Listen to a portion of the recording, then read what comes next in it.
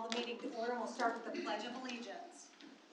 I pledge allegiance to the flag of the United States of America and to the republic for which it stands, one nation, under God, indivisible, with liberty and justice for all. I want to welcome everyone to the school board meeting this evening. Remind you that we are live streaming tonight's meeting. We'll start with a motion to accept consent agenda items. So moved. I have a motion by Kurt. Do I have a second? A second by Cheryl. Any discussion? All those in favor? 6-0. Next, we'll move down for community non-agenda items. I believe we have someone present who has signed up to speak during public participation. So I'm just going to review the guidelines for public participation. So this is our current policy. And the school board recognizes the value of public comment in educational issues and the importance of allowing members of the public to express themselves on corporation matters. This meeting is a meeting of the school board in public for the purpose of conducting the school corporation's business and is not to be considered a public community meeting. There will be time for public participation as indicated by the agenda.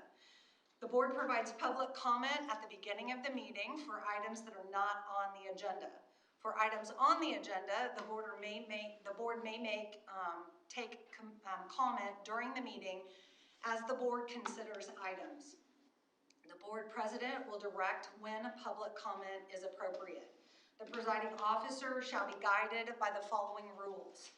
Public participation shall be permitted as indicated on the order of business, provided, however, public participation may be prohibited at any time, and that must be conducted remotely or virtually due to a disaster emergency declared by federal, state, or local officials unless the board has elected to allow oral public comment at such board meetings as above. Attendees shall register their intention to participate in the public portion of the meeting upon arrival at the meeting. Participants shall be recognized by the presiding officer and shall be requested to preface their comments by an announcement of their name, address, group affiliation, if and when appropriate. Each statement made by the participant shall be limited to 3 minutes in duration. And there is a clock on the wall that will time that duration. No participant may speak more than once. No participant may pass their time to another participant. All statements shall be directed to the presiding officer. No person may address or question board members individually. The presiding officer may prohibit public comments which are harassing, interrupt, warn, or terminate a person's statement when the statement is too lengthy, personally directed, abusive, obscene, or irrelevant. The presiding officer may request any individual to leave the meeting when that person behaves in a manner that is disruptive to the orderly conduct of the meeting.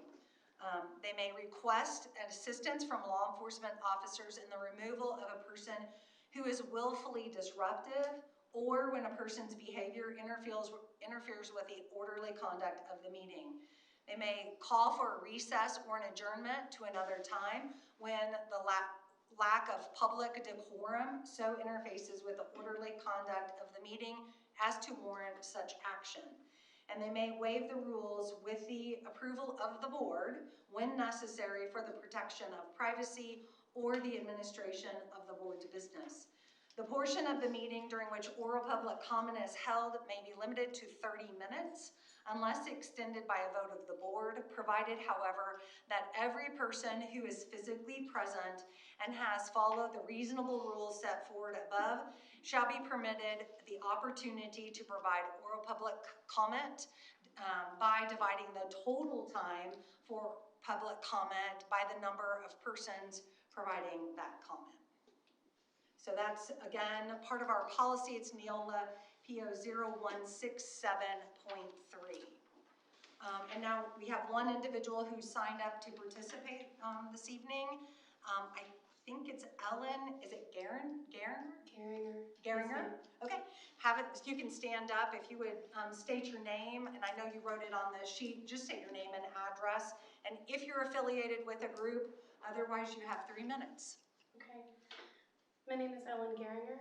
I currently work as a special education paraprofessional at the high school. And my address is 560 South, 700 West. This sits on my desk, and it has for 4 years. And I live by it, and I teach by it every day. I read it while I drink my coffee. And I ask that my statement that I sent to HR be submitted for public approval. Good afternoon, members of the board.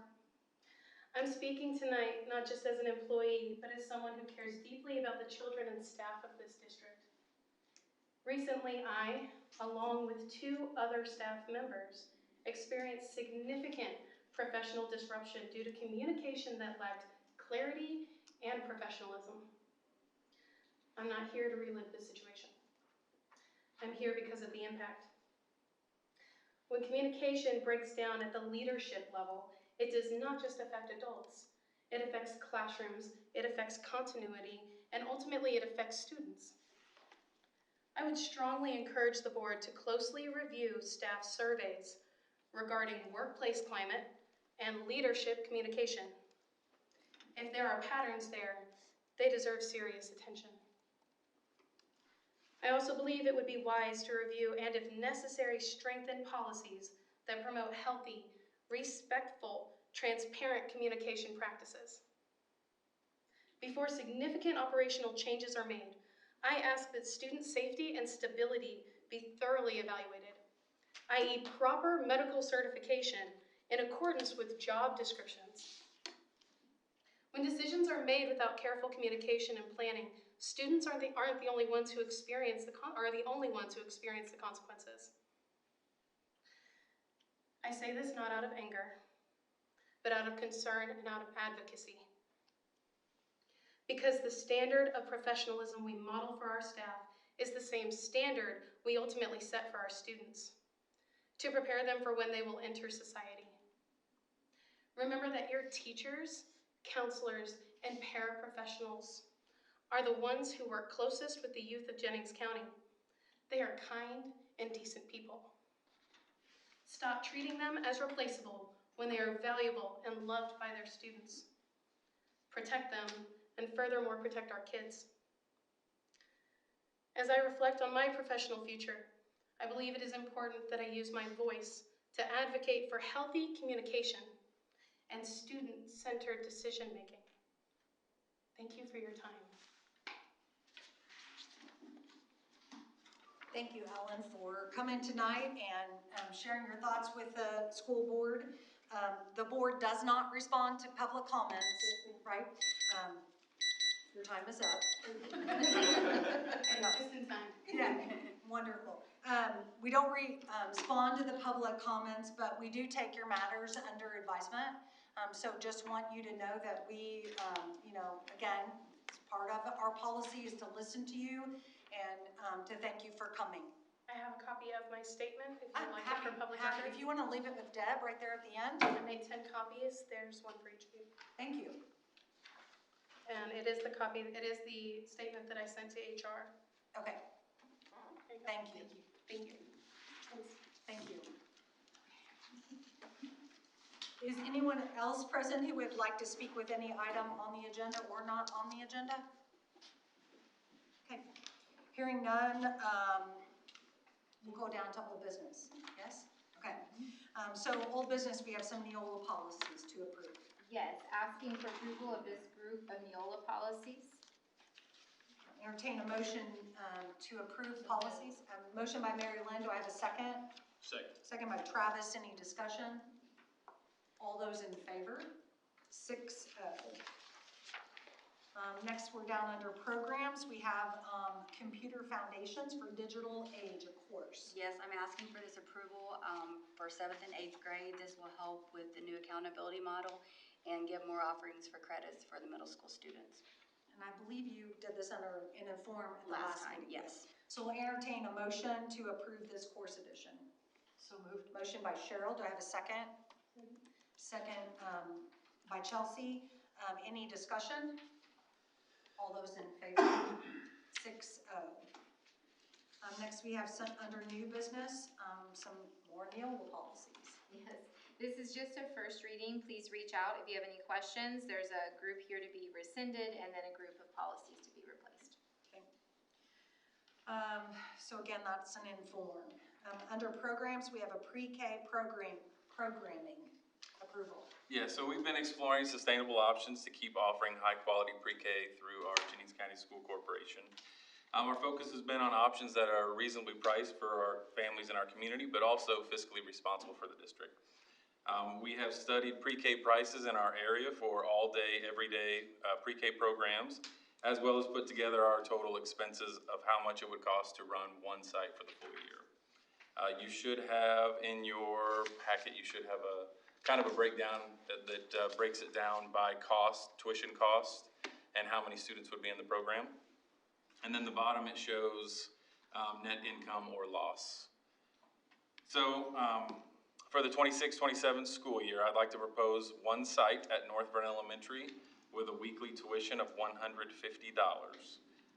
This is an increase from last year, but with On My Way pre-K and CCDF uncertainties, this is the cost that would help, or this is the cost that we would have to offer for our pre-K program to remain cost neutral. Also, the $150 is on average with the other all-day, everyday pre-K sites around our area. So asking permission for offering pre-K with $150 weekly tuition at one site at North Vernon Elementary.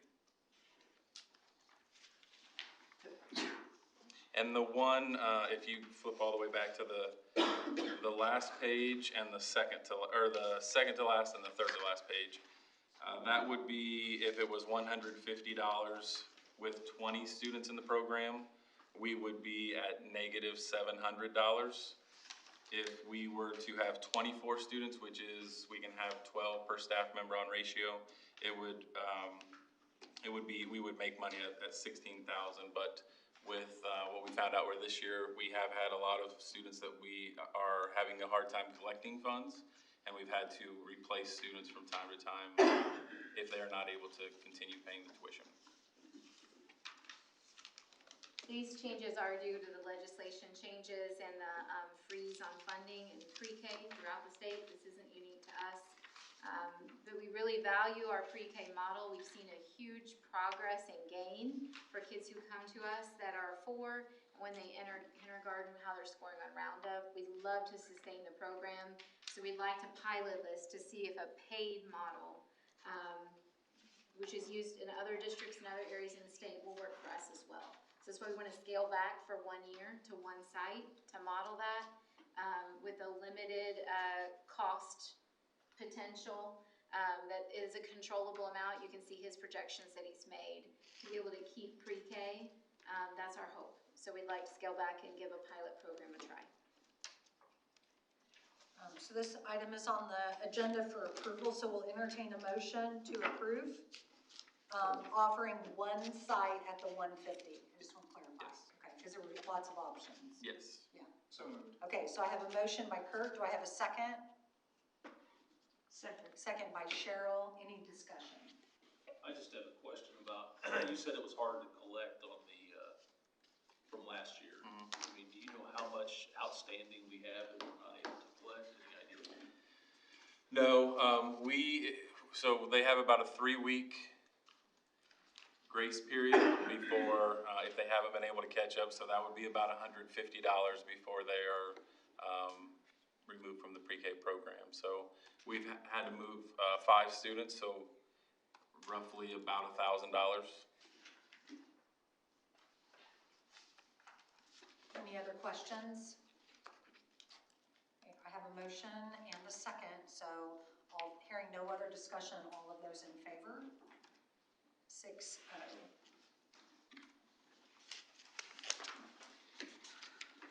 So now we'll go down under professional staff. We have some recommendations. Yes, please. Asking for the following recommendations to be approved. Career increment master teacher stipends for the years 2026 through 2030-31 for the following teachers: Angie Burton and Molly Crouch, Toby Harrell, interim food service director, Ashley Heindel, Jennings County Middle School girls track coach, and Courtney Mansfield, middle school assistant girls track coach.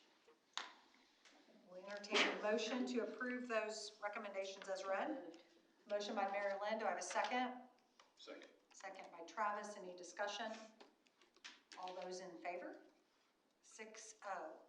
And if you wouldn't mind, I wanted to let you know that our newly approved interim food service director is here today, and I would like to be able to introduce him. He's not an unfamiliar, he is a familiar face to us, not unfamiliar in any way. But Mr. Toby Harrell, who has been teaching at the high school, is now going to be transitioning to that position. So Toby, if you'll come on up this way, we would love to be able to congratulate you. So if you'll start with Mr. Ebinger, please. You didn't bring any food for us to sample? I tell you what, I must have moved it wrong already. Yeah, we're gonna have to put you on an action plan I right know, from the I'm beginning. ready.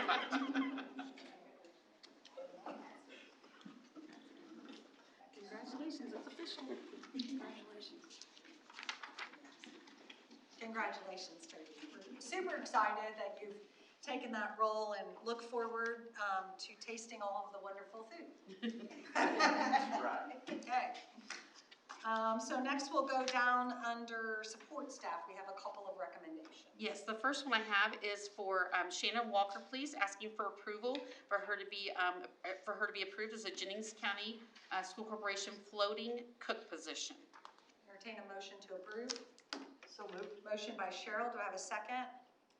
Second. Second by Kurt. Any discussion? All those in favor? 6-0. And the second one. Yes, lastly, asking for the approval of Matt Ross to be named as a facility usage feeder program coach. So moved. Have a motion by Travis. Do I have a second? Second. Second by Kurt. Any discussion? All those in favor? 6-0. Thank you. And now we're down under finance. We have some donations. Yes, ask the board to approve the following donations. Brush Creek Elementary Anonymous, $45 for student activities. Jennings County School Corporation for the Jennings County Retired Teachers Active Teacher Grant recipients. Anita Boggs, middle school, $225. Molly Crouch, Brush Creek, $150. Angie Grills, NBE, $200. Leslie Hill, NBE, $136.45. Kiana Johnson, Graham Creek, $249. Tara Kelly, middle school, $125. Angie Sloan, Graham Creek, for $300. At the high school, Decatur Mold, $200 to Boys Volleyball Club. Elite Meals, $150 for student PBIS. Las Chalupas Restaurant, $242.07 for staff PBIS. New Bethel Baptist Church donated a large amount of food for the food pantry. And North Vernon Abstract, $175 to the Boys Volleyball Club. Ask the board approval for all those donations. Have a motion? I have a motion by Mary Lynn. Do I have a second? Second by Chelsea. Any discussion? All those in favor? 6-0.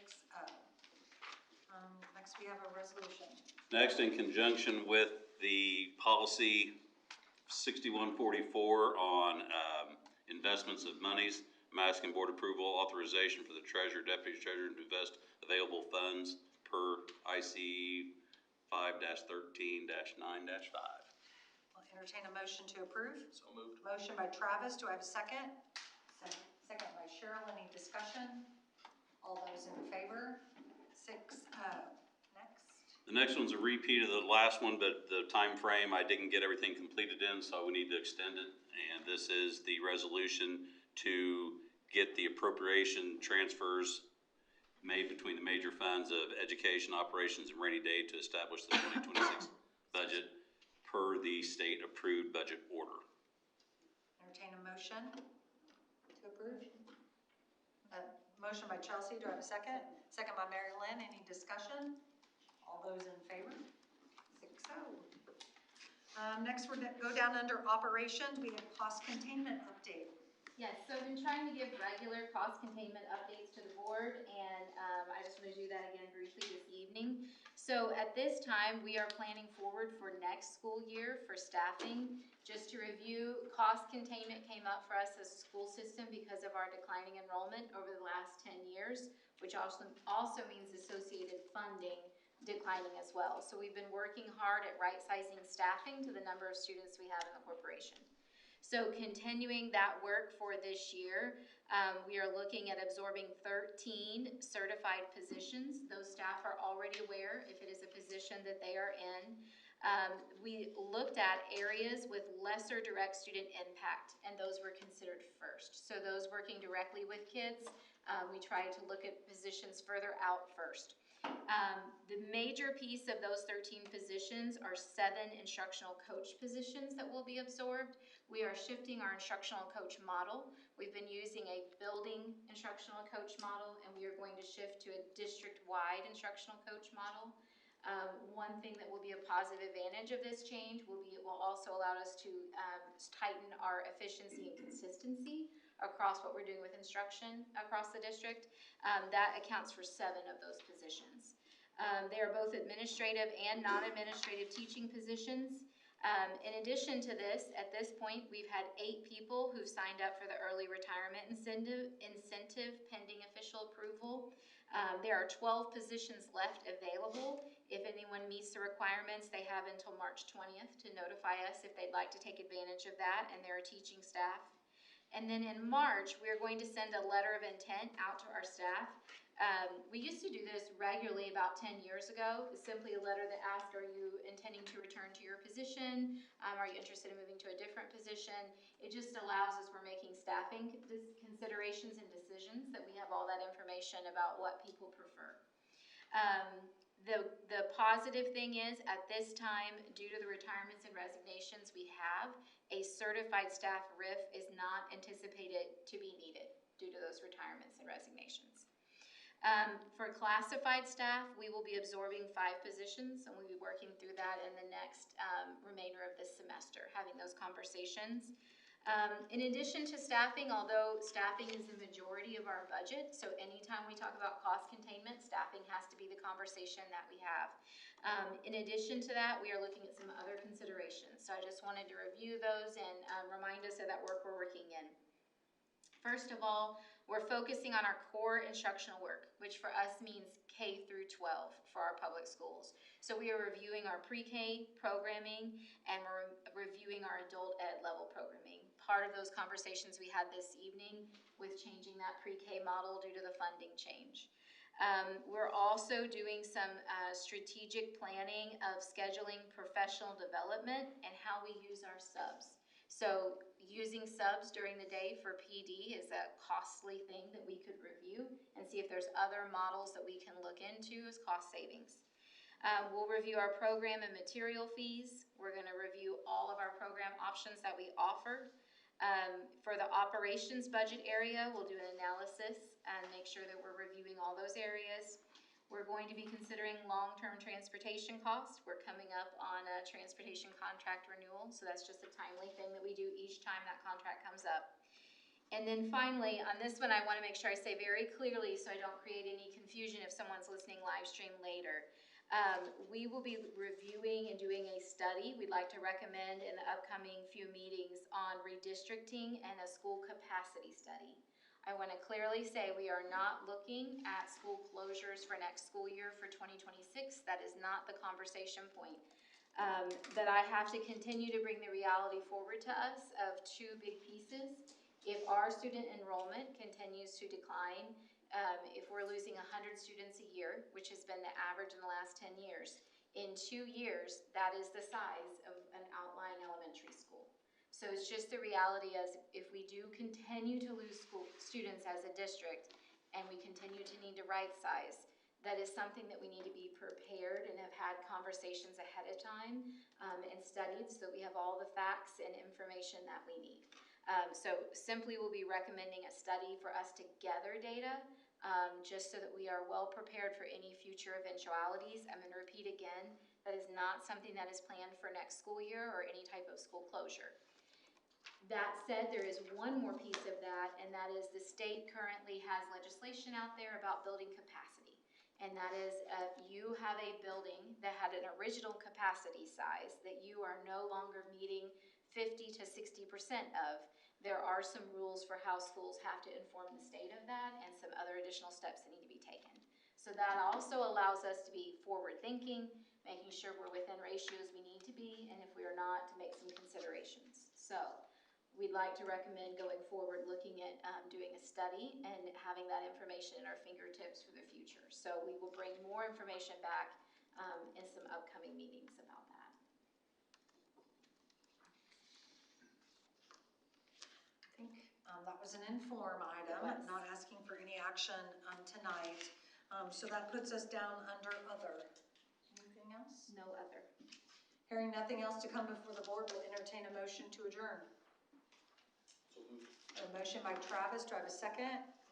Second by Mary Lynn, all those in favor? 6-0, meeting adjourned.